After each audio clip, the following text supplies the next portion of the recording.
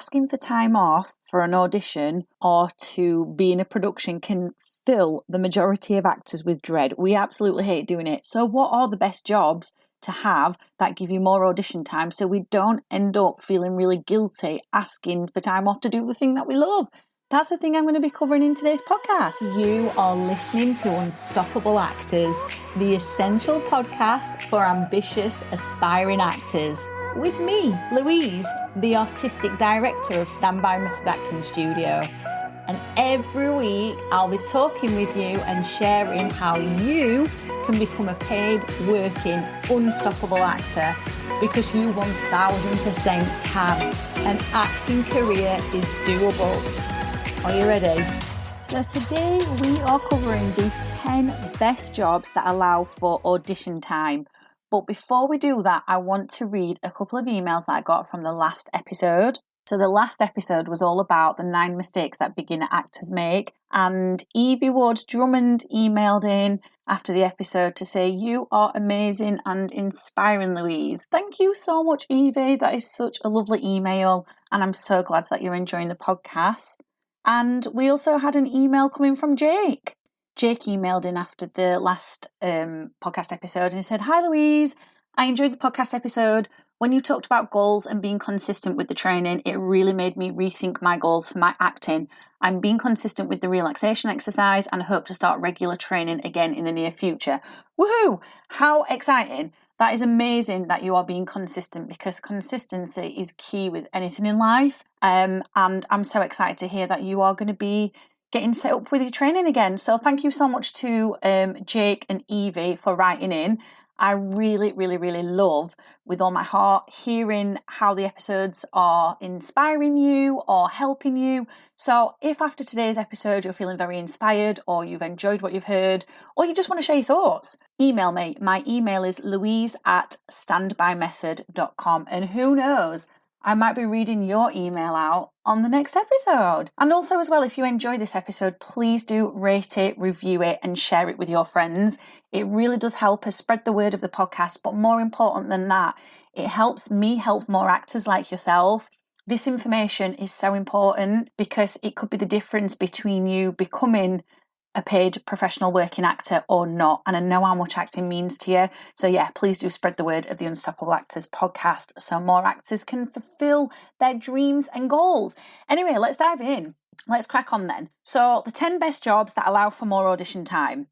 The reason I decided to record this episode is because I saw in a number of Facebook groups, like lots of different actors at various degrees of their career, asking about what jobs other actors were doing. And I know, like years and years and years ago, before I ran Standby Method Acting Studio, I used to have such a hard time asking my bosses for time off for auditions or when I got cast in something. I don't know why, but I just used to feel really bloody guilty. And I would like ruminate about what I was going to say to them. And I'd like rehearse this little conversation in my head of like how I would actually approach them for time off. And it just, I don't know, it just filled me up with so much dread. I guess the fear was that I was going to get the sack or they'd feel like I was taking the mickey or whatever. But, you know, we've kind of got to realise that acting is the priority. Of course, we need to earn money. We need an income because we've got us bills to pay and we've got us lifestyle to pay for. And of course, we've got our acting careers to fund as well until we get that break that we're after. But acting is the priority. So what I've done is I've put together a list of 10 jobs that have come from my own experience of the jobs that work best for me alongside an acting career, and also the jobs that my students have done, the students who have gone on to get high profile work. So hopefully this inspires you and gets your cogs turning and gets you thinking a little bit, and you might be like, oh my God, wow, I'd never even thought of doing that as a job. And then, yeah, hopefully it helps you. Now, this is not an exhaustive list. I am sure there are plenty of jobs that I have missed off this list. So I would absolutely love you to get involved. If you feel like I've missed some jobs off the list, then just email me, louise@standbymethod.com. I can definitely do a follow-up episode to this one. So let's just get straight into them then. So the first job that I came up with, it's not exactly a specific job, but it's working on bank. And what I mean by that is not working in a bank, I mean working on bank. And bank means that you're essentially on a 0 hours contract and you get work as and when it comes in. Obviously, there's pros and cons to that, but a good number of my students have done exactly that. They've had bank jobs where they are on 0 hours contracts, but what they've done is they've built up a really good relationship with their bosses where they essentially get full-time hours. But because there's no contract in place, if they get filming come up or they get auditions come up where they've got to go to London or Manchester or wherever, then because they're on this 0 hours contract, they don't actually have to accept the shifts. And that's worked really well for them. And there are a number of different industries that will do bank work. So like the care industry, for one, does bank work. Also as well, hospitals, they do bank work as well. So it would be worth looking into that, into bank jobs where you can be on a 0 hours contract, because then you've got that absolute flexibility, because that's what we're looking for, isn't it, as actors? We need the income, but we need the flexibility as well. So then the second job that I've come up with is working in sales. So many years ago, I used to work in sales and I was self-employed. So that meant that because I was self-employed, although my boss wanted me to work all of the hours, I actually didn't have to if I didn't want to. And that worked really well for me when I had shows and when I had auditions. The other thing about working in sales as well, I learned a hell of a lot about how to negotiate with people. I learned how to sell myself in a way that was authentic and not, that was also coming from a place of integrity. So all of these jobs that I'm going to share with you also have benefits that can help you with your acting as well. And of course, what we've got to remember is that as actors, we're freelancers. We do have to sell ourselves. We have to sell ourselves to people that don't know who we are, to casting directors that have never heard of us, to agents that have never heard of us. And we've got to negotiate to a point where we get them to, give us a chance. So I did learn a hell of a lot from my sales jobs, because I did a few of them. And of course, with sales, you can earn a decent amount of money as well, which means you can then invest that into your acting career. So that was the second job. And obviously sales, again, it's like there's lots of different industries that require sales. So I would definitely consider that, both for the self-employed aspect and that flexibility, but also because it gives you the sort of skills to be able to learn to sell yourself. So then the third job, so this is something that I did not necessarily when I first came out of drama school, but I definitely did this like a couple of years into my acting career, is being a supply teacher. So the thing about being a supply teacher, at least back when I did it anyway, you needed a degree. So you'd have to look into that, because I'm not sure if that's still a thing where you do need a degree. But what I really loved about that is the hours were obviously 8:30 while 3 or 8:30 while 3:30. So they weren't very long hours. And because you're a supply teacher, you can actually turn down work, which that was the benefit of that job for me. So if I got an audition and the teaching agency called me up in the morning and said, can you work at this school? I could actually say no to them because I'd got an audition. And the great thing about that was when they took me on their books, they knew full well that acting was the priority. So they knew that I didn't want career progression as a teacher. They knew that I was doing it because it provided me with an income. Obviously, of course, I worked really hard and I was very reliable with them. I didn't take the mickey or anything. But that was great because it meant that I was working less hours, I got decent pay, and I could also say no when an audition came in or when I got cast in something. So I really enjoyed that. And also as well, that taught me a lot. That taught me a hell of a lot about how to interact with people. It gave me a lot of life experience doing that, which I can now channel into my acting work. So of course, if any teacher roles come up, because I've got the experience of having been a supply teacher in secondary schools and primary schools, I know how that works. So I've got that life experience in the bag to channel into those roles. The fourth job then is a night shift worker. A good number of our students actually do this. And again, these are in various different industries. But night shift work just means you've got, of course, obviously you need to sleep after a night shift, but you've got the daytime free for auditions, or you've got the daytime free to film if you need to. So yeah, a lot of our students have done this. They've done night shift work. Now, I'm not saying this is the easiest thing to do because obviously your sleep patterns are disrupted, but it is something to consider. And it has worked really well for those of our students who have done this, because what they've then done is on the night shifts is they've been able to do their prep work for auditions in these night shifts. It's allowed them the time to research the industry and do their market research and to research casting directors and agents, etc. And just get the sort of business admin side of the job done.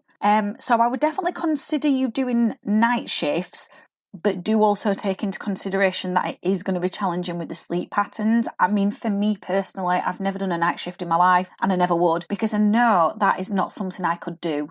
I just know I couldn't. It doesn't fit with my lifestyle, but for some people, it absolutely would. So it is worth considering. And the fifth job then that would give you that flexible time for auditions and productions is very similar to supply teaching, but it's being a teaching assistant. Now, to my knowledge, and you would have to do a little bit of research on this, but to my knowledge, you don't need a degree to be a teaching assistant. And again, it's the same thing. You can sign up with a supply teaching agency and tell them you want to do teaching assistant jobs. And very similar to how supply teaching works, you know, you're not on a fixed contract. It's not like you've got to do this amount of hours every single week. If for whatever reason, you know, a last minute audition comes up, or you get an audition booked in for in a week's time, you can say no to the shifts in the schools. You can turn them down because you're not on that fixed contract. And again, the hours are shorter, so you can do like half eight, while half three, or whatever the school's working hours are. And there are a lot of actors who do teaching assistant work, a hell of a lot of them.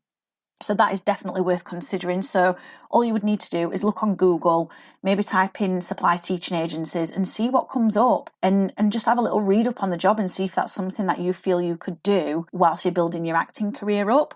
Number 6 then. So this is a bit of a challenging one, but it does give you absolute control over your life and your career, and it's running your own business.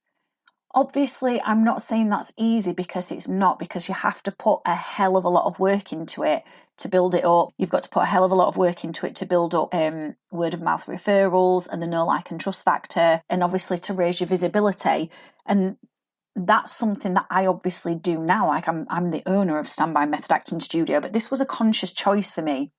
I'll tell you the story quickly. I was doing supply teaching work, and I'd done it for a long time, and it really did help me with, you know, the flexibility that I needed for acting, and it generated a decent income for me as well. But I got to a point where it just felt soul destroying, and I could not do it anymore. Honestly, if I'd have gone into another school for another day, I don't know, my mental health would have been in the gutter, because I was just starting to really hate it.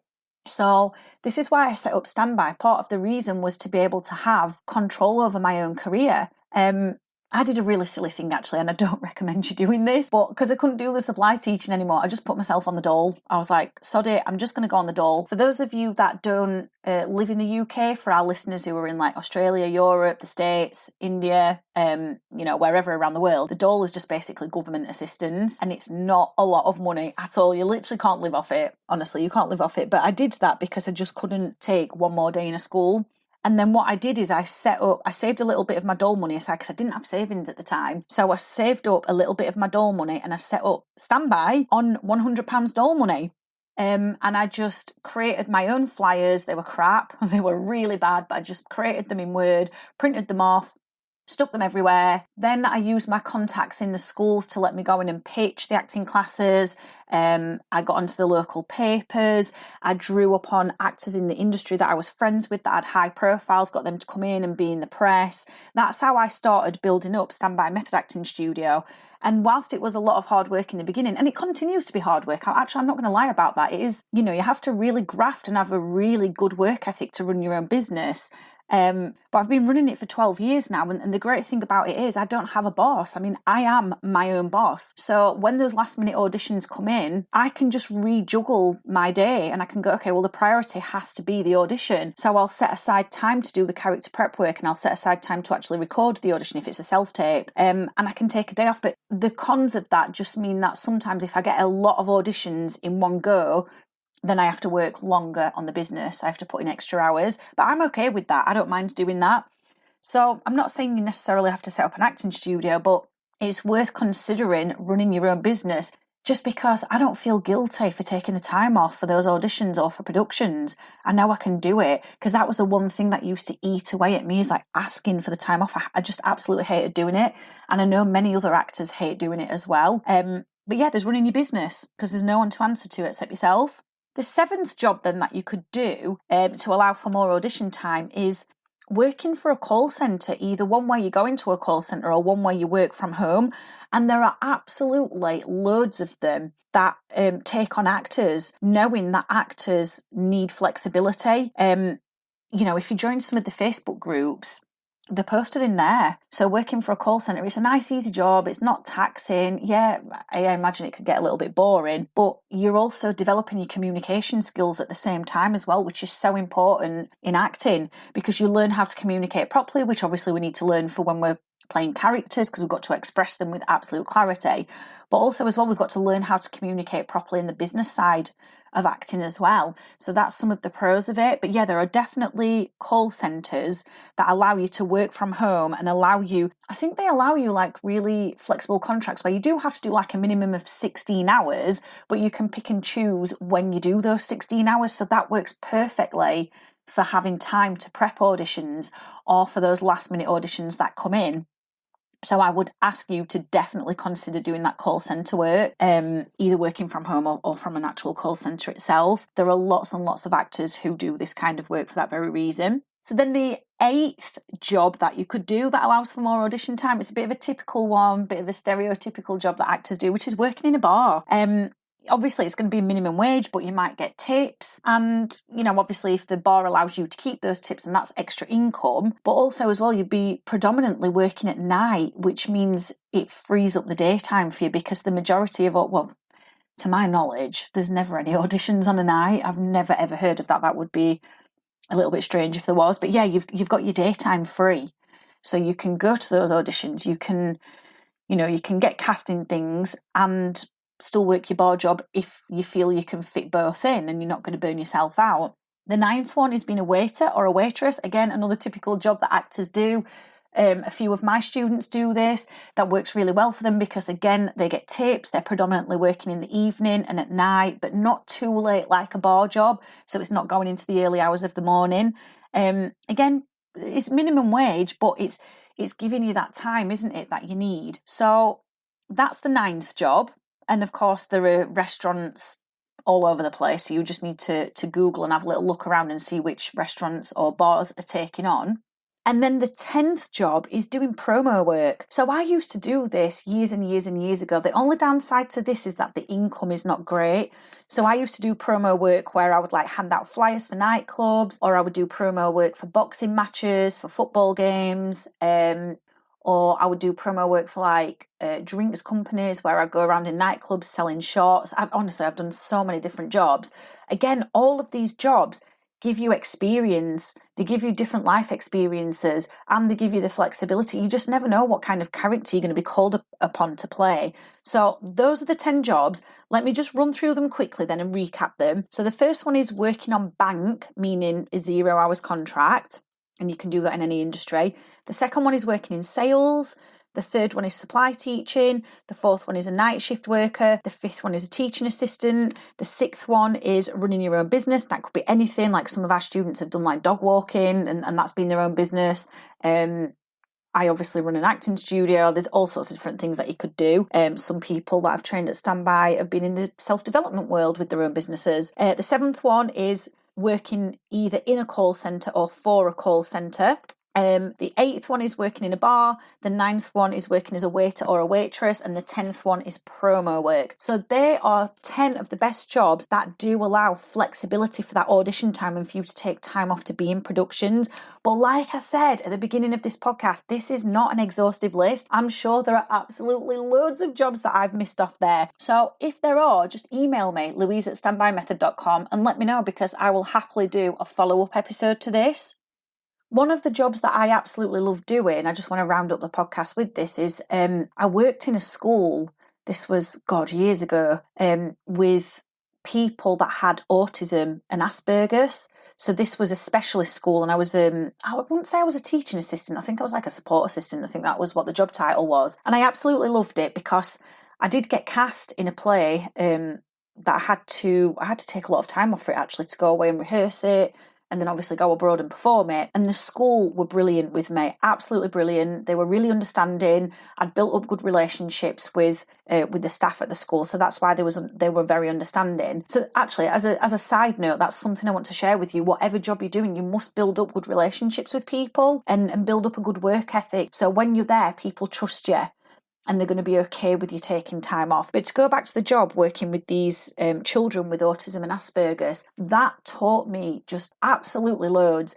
it really developed my empathy skills, because I had to be able to put myself in the shoes of these children with autism and Asperger's and understand what their world was like, which is very different from my own. And I feel like that really allowed me to become a better actor, because empathy is something that we need.